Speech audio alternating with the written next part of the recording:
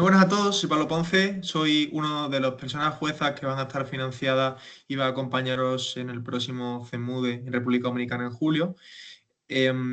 Mediante este taller y este material de formaciones que van a estarse brindando por parte de CEMUDE, este es uno y el primero de todos los talleres que se van a brindar. Precisamente este se va a basar en una formación concreta con respecto a cámaras altas, que espero que os pueda servir de cara a intentar mejorar vuestra forma de adjudicar de cara al Mundial que se vendrá dentro de los próximos meses.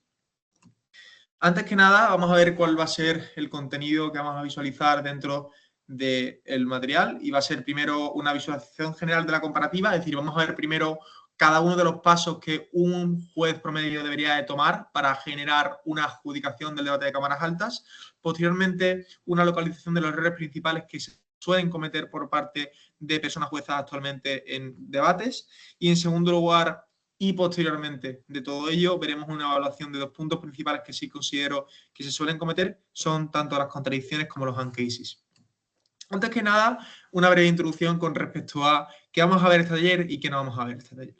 Vamos a ver este taller principalmente las cosas que he dicho previamente, pero principalmente cómo funciona la comparativa en cámaras altas que debería de adjudicar.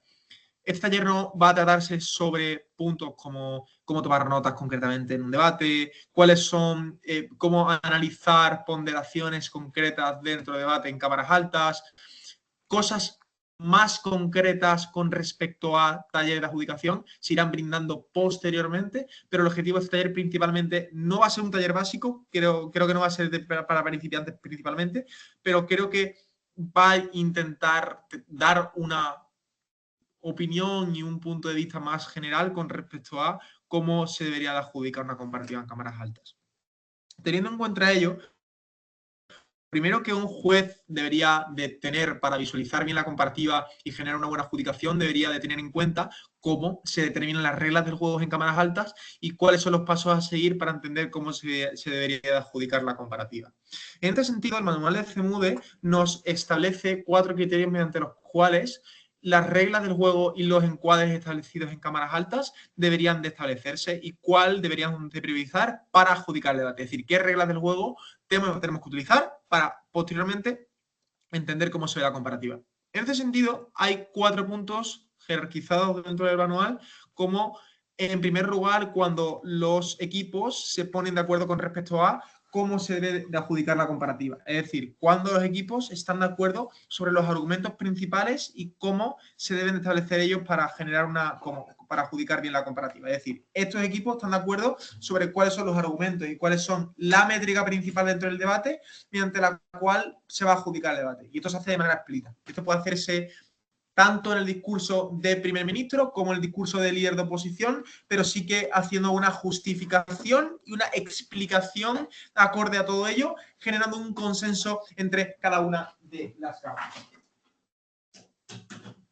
Teniendo en cuenta ello, vamos a pasar a un segundo punto. Es decir, esto es cuando hay un acuerdo muy explícito sobre los argumentos. En segundo lugar, hay un acuerdo implícito. Es decir, esto no es ya cuando existe un acuerdo entre ambas cámaras, se enuncia y se establece, sino que incluso si no hubiera un establecimiento directamente entre ambos equipos, puede haber un acuerdo implícito intrínsecamente dentro de la argumentación de ambos equipos, en los cuales ambos equipos impactan y traen argumentos en las mismas reglas del juego. En este sentido, aunque no esté dado de manera explícita, de manera implícita puede haber un acuerdo entre ambos equipos. Estos 2 puntos es cuando existe un acuerdo, pero muchas veces vemos desacuerdo entre equipos de cámaras altas y vemos que no sabemos cuál de ambas métricas y cuál de ambas reglas del juego se tienen que entender por parte de las personas juezas como las persuasivas para decantar las comparativas. Aquí entonces pasamos a un segundo punto, que es cuando existe un disenso entre cámaras, se adjudicará por aquella que esté mejor justificada. ¿Esto qué significa? Que si equipo de alta de gobierno entiende que el encuadre y la métrica mediante la cual se tiene que adjudicar el debate es la A y el equipo de alta de oposición determina que es la B, entendemos que el panel de personas juezas deberá determinar cuál está mejor justificada. Esto significa que el equipo que dé mejores explicaciones mediante mecanizaciones, ponderaciones y explicaciones subsiguientes dentro de cada uno de los argumentos o dentro del propio como dentro del propio discurso, es el que entenderemos como el que esté mejor justificado. Sin embargo, esto no solo, y esto también pasa en escenarios en los cuales puede ser fácilmente adjudicar la comparativa. Hay un cuarto escenario que me parece y es el más extremo, que es aquel en el cual no haya un acuerdo y tampoco está justificado por ninguno de ambos equipos como cuál debe ser la métrica y el encuadre mediante el cual se debe decantar la comparativa.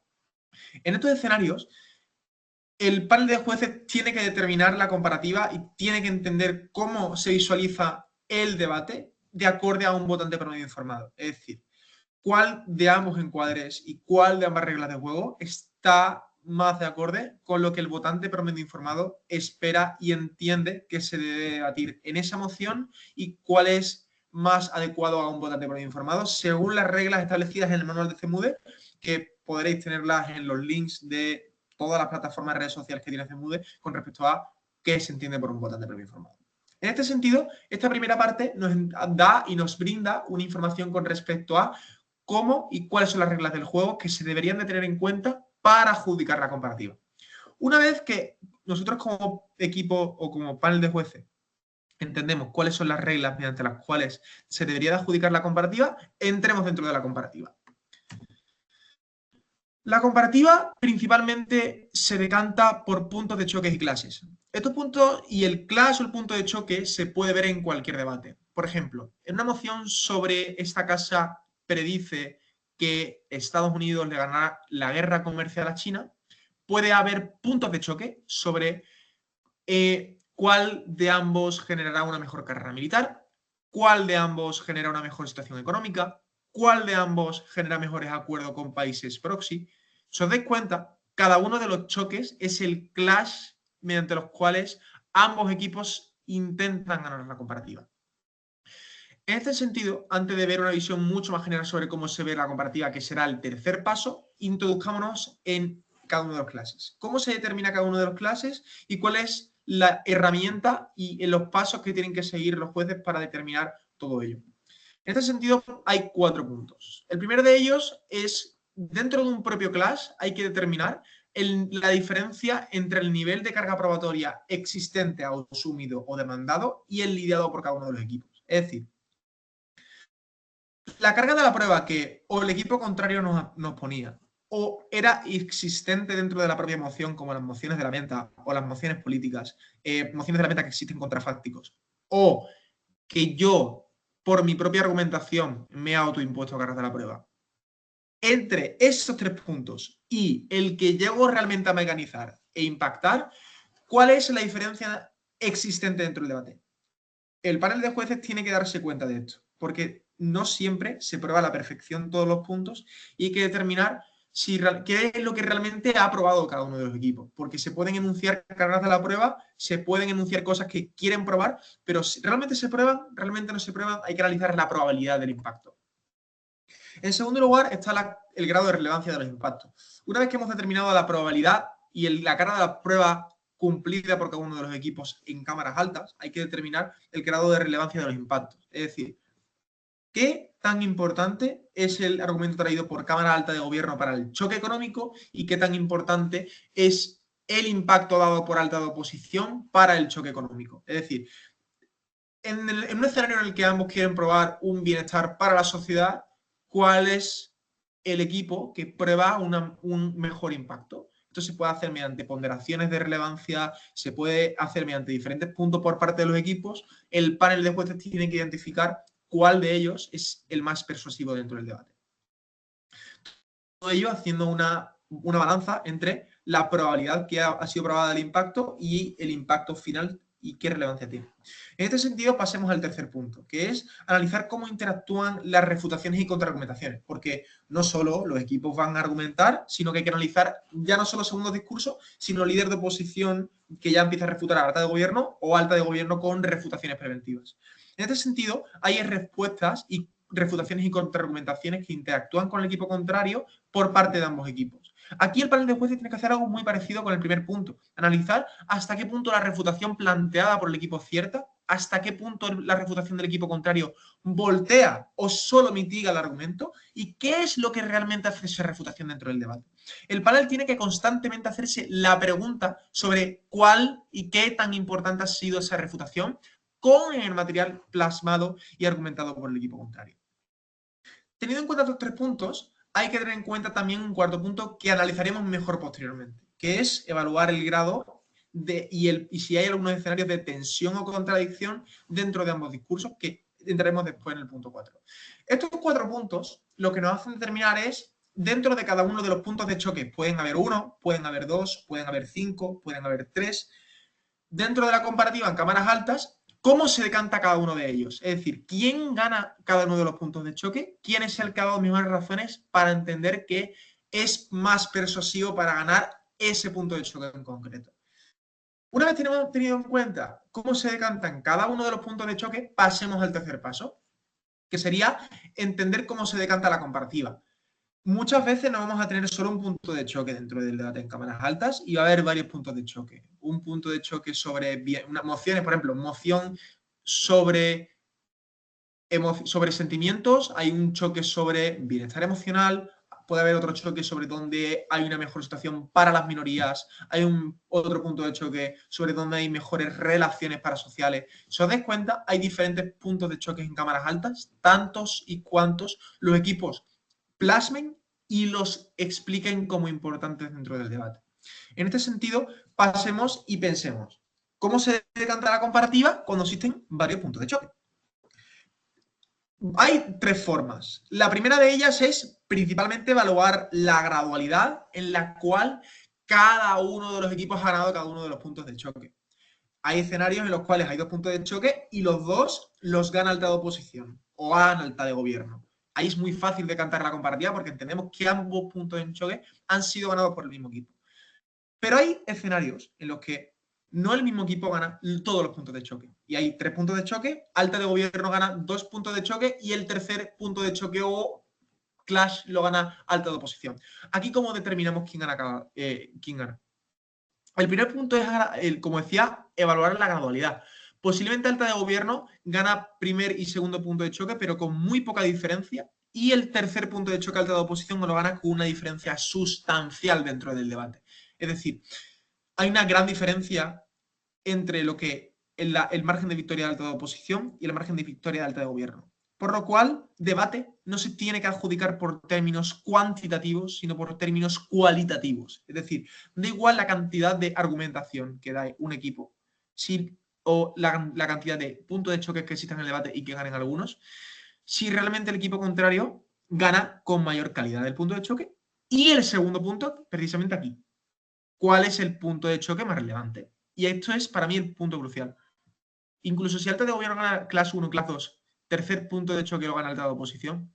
Si este punto de choque es el determinado como el más importante dentro de la comparativa y es el que con diferencia es el más importante, alta de oposición ganaría la comparativa porque entendemos que el tercer punto de choque es el más importante.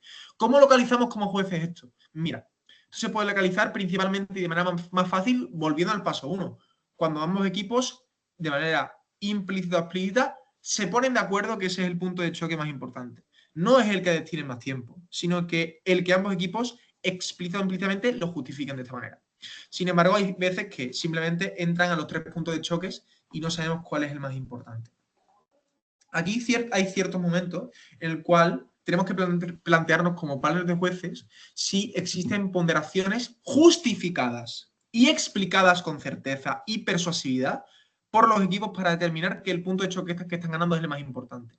Aquí muchas veces los equipos nos hacen ponderaciones como, mira, alta de gobierno posiblemente diga esto y pruebe tal punto, pero nosotros te probamos este punto que es diferente, pero es más importante en la ronda por esto, por esto, por esto y por esto. Nosotros como jueces tenemos que determinar si las ponderaciones dadas por el equipo dentro del debate en cámaras altas han sido realmente persuasivas para entender que el punto de choque que están priorizando y están explicando como el más importante dentro de la ronda realmente es el más importante. Pero realmente esto no solo es ponderaciones entre clases, sino que también hay ponderación intraclase, es decir, también, y esto volviendo un poco a el segundo paso, ver dentro del class cuáles han sido las ponderaciones por parte de los equipos para entender por qué la argumentación dada es más importante que la argumentación dada por el otro equipo y entender si esa ponderación dada por el equipo realmente ha sido efectiva o no ha sido efectiva. Si os dais cuenta, en el tercer paso, el equipo y principalmente el panel de jueces tiene que hacer un análisis muy exhaustivo y muy concreto y no olvidar absolutamente nada de lo hecho y lo mencionado por ninguno de los equipos para entender cuál es realmente el punto de choque que gana cada uno de los equipos, con qué gradualidad en segundo punto, y en tercer lugar, que me parece lo más persuasivo y lo más importante para tener en cuenta, y creo que se olvida con muchísima frecuencia, en qué clase realmente está ganando cada uno de los equipos en más importancia. Y creo que esto es lo más importante. ¿Cuál es el clase más importante o cuáles son los clases más importantes dentro del debate? Estos tres pasos nos determinan y nos permiten entender cuál es la fórmula que creo que un juez debería de tener en cuenta para adjudicar una comparativa en cámaras altas. Primero, tener en cuenta cuáles son las reglas del juego mediante las cuales yo tendría que adjudicar la comparativa. En segundo lugar, entender cuáles son los puntos de choque mediante los cuales ambas cámaras altas debaten el debate y entender cómo se determina cada uno de los puntos de choques. Y en tercer lugar, poniendo todo lo previamente establecido en conjunto, determinar cuál y cómo queda la comparativa, decantando la comparativa teniendo en cuenta tanto los clases como las justificaciones de la importancia de estos puntos de choque dentro de cámaras altas. Teniendo en cuenta estos tres pasos, pasemos a los errores principales que creo que se deben de dejar de cometer y que creo que existen con gran frecuencia dentro del circuito. Últimamente he juzgado muchísimo, he jugado muchos torneos en los últimos meses y creo que he llegado a juzgar con personas de todos los circuitos hispanohablantes, de la mayoría de países y circuitos, y creo que existe una recurrencia, independientemente de la procedencia, de estos son los errores principales que creo que existen dentro del circuito.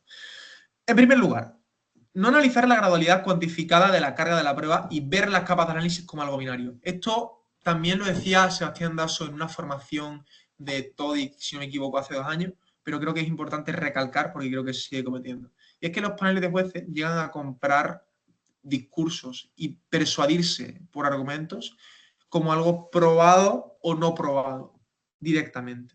Pero realmente tenemos 15 minutos de prep time, los equipos, y tienen 14 minutos para explicarlo.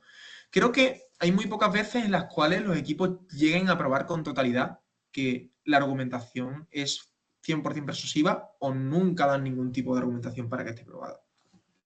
En este sentido, creo que los jueces tienen que analizar mucho mejor qué gradualidad de la carga de la prueba, como decía previamente, está aprobada, qué no está aprobado y qué se tiene que tener en cuenta para determinar la comparativa.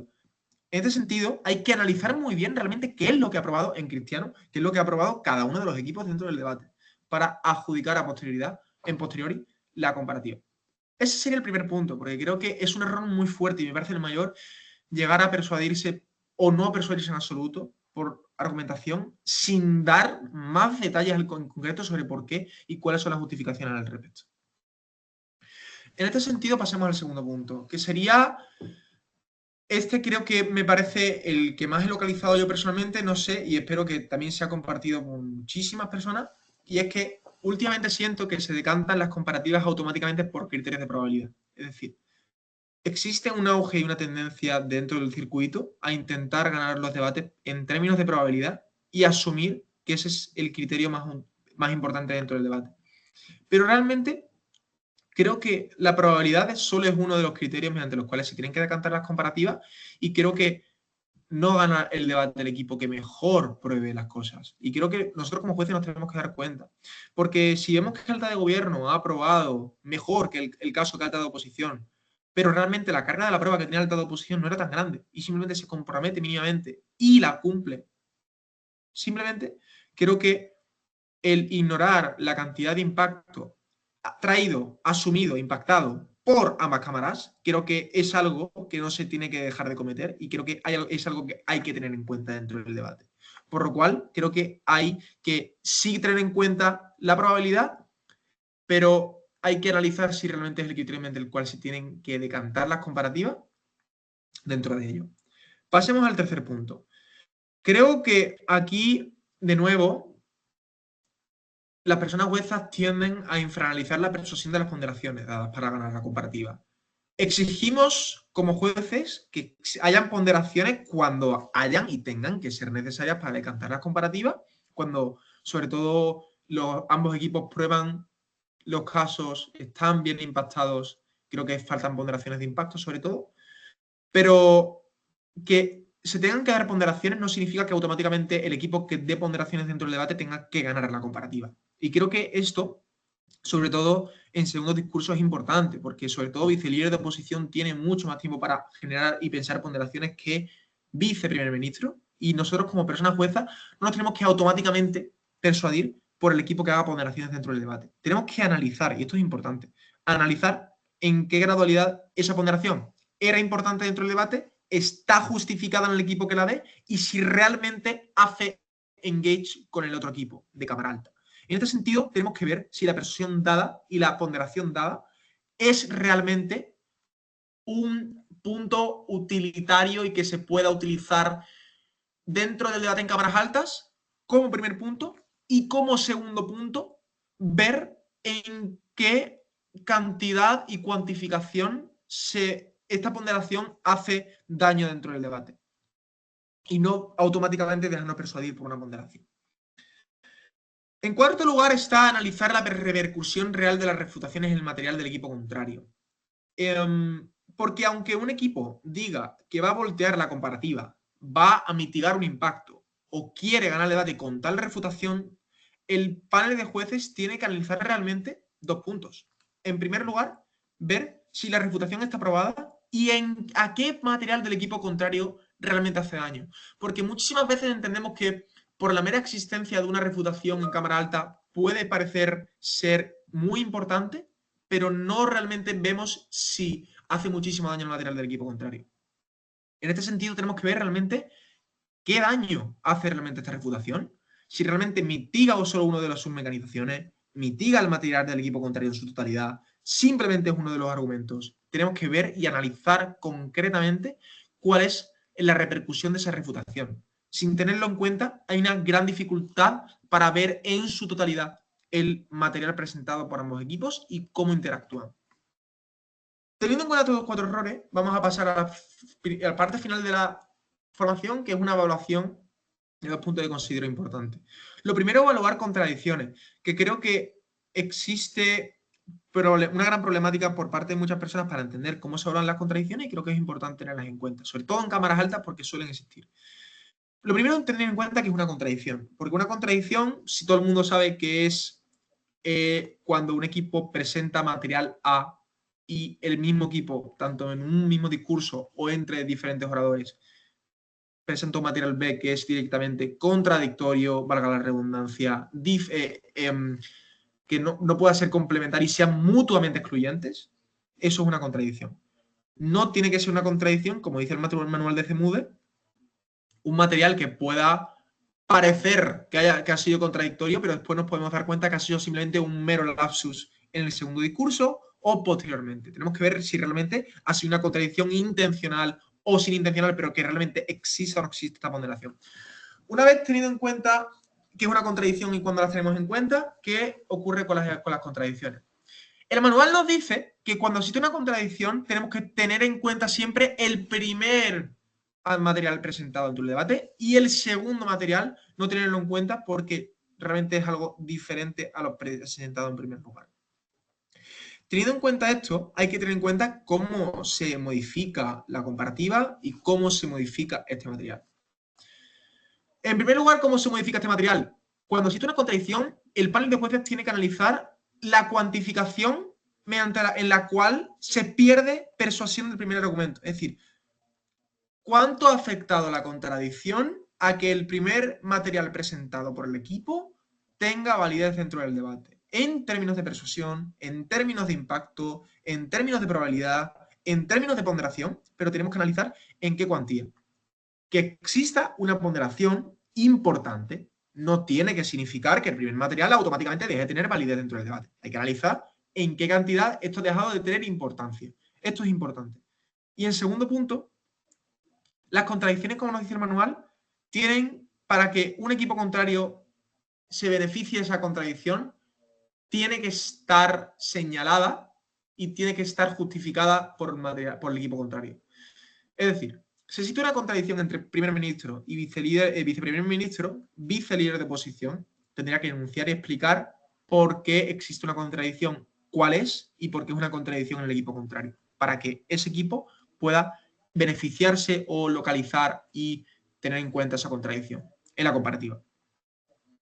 Teniendo en cuenta esto, acabamos de evaluar qué es una contradicción, cómo se tiene en cuenta en un debate en cámaras altas y cuáles son las repercusiones correspondientes dentro de ella. Pasamos al segundo punto, que es evaluar los hand cases. Primero vamos a ver qué es un hand case, que creo que es algo que se ha metido dentro del manual en los últimos años y creo que es necesario tenerlo en cuenta porque creo que se adjudican verdaderamente mal, últimamente por el circuito. Un hand case es un material, mecanización, argumentación, explicación totalmente novedosa, argumentativamente, dada en segundo discurso de alta de oposición, en vice-líder de oposición, que no puede ser respondido por ninguno de los oradores de alta de gobierno porque ya han hablado. Esto significa que es un material que, ojo, que exista no significa, y esto es importante, que no se tenga en la comparativa y no se tenga en cuenta con alta de gobierno. En este sentido, lo que tenemos que hacer como personas juezas es analizar varias cosas. Lo primero, se existen puntos de información para que ambos equipos puedan interactuar, o bien ofrecidos ya en el discurso de vice-líder de oposición, o bien dados alta de gobierno para adelantar lo que quiere decir el segundo discurso para que puedan hacer engage. O bien enunciado al final o durante el discurso de alta de oposición, de líder de oposición. En este sentido, tenemos que analizar, en primer lugar, si existe un hand case o no, y en segundo lugar, en qué cuantía esto no entra o no entra dentro del debate.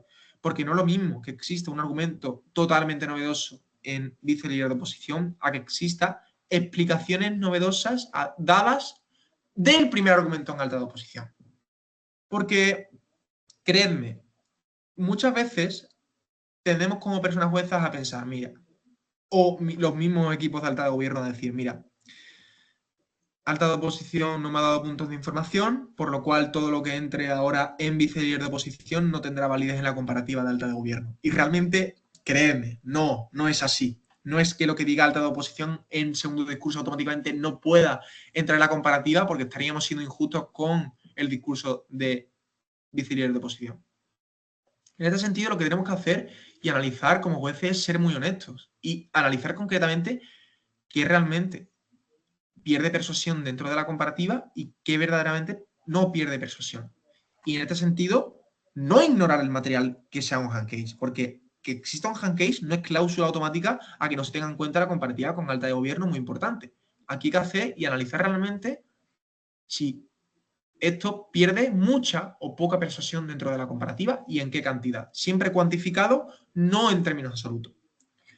En este sentido, lo último que tenemos que pensar, preguntarnos como persona jueza, es cuánta relevancia tiene esto para la comparativa en cámaras altas. Porque si equipo de alta de oposición dependía de un material hand case dado en el segundo discurso que pierde persuasión con alta de gobierno para ganar la comparativa, tendríamos aquí entonces que analizar si realmente cuando este argumento pierde la persuasión necesitada y que se merece perder en altas, el equipo sigue ganando la comparativa o no sigue ganando la comparativa debido a la pérdida de persuasión de esa parte del discurso de segundo grado de alta oposición.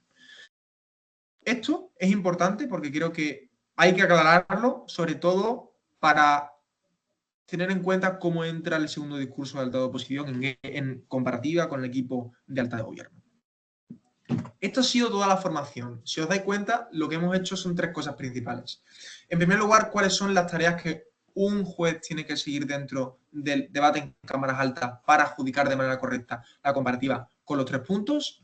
Posteriormente hemos visto cuáles son errores que considero que son importantes tener en cuenta, localizarlos e intentar solucionarlos dentro de una adjudicación de unas cámaras altas.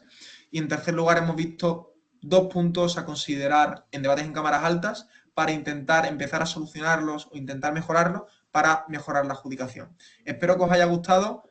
Vendrán diferentes talleres a posteriori mediante magníficas personas, juezas y debatientes que os brindarán de magnífica información para que mejoréis y sigáis hacia el camino de una mejor capacidad de adjudicar las rondas, ya no solo en este CMUDE, sino en la posterioridad. Así que nada, espero que os haya gustado y cualquier cosa nos podéis consultar. Muchísimas gracias.